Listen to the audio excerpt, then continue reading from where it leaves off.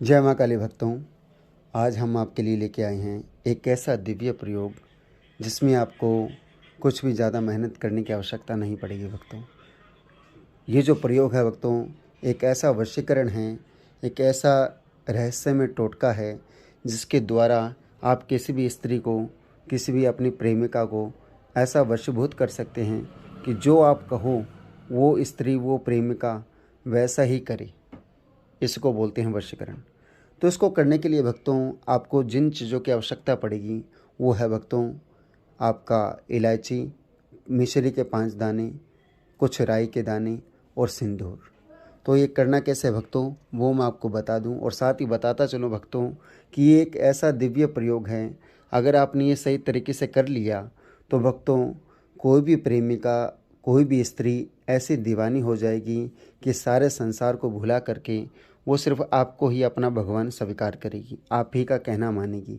जो भी जैसा भी आपने कहा वो बिना कुछ ना किए हुए, बिना कुछ इनकार किए हुए आपका कहना मानती चली जाएगी भक्तों। तो आइए भक्तों, इसको करना कैसे है वो मैं आपको बताता हूँ। तो भक्तों सबसे पहले इन सब सामग्री को अपने हाथ में इस तरीके से ले लीजिएगा।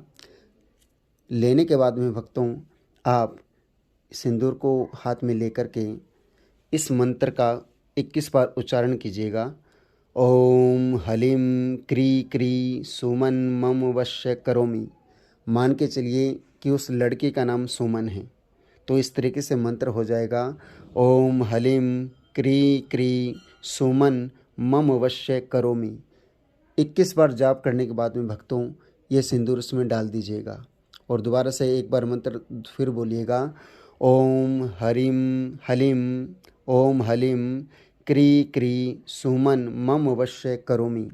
करने के बाद में भक्तों ये जो सारी सामग्री है भक्तों उस स्त्री, उस प्रेमिका के घर के सामने डाल दीजिएगा।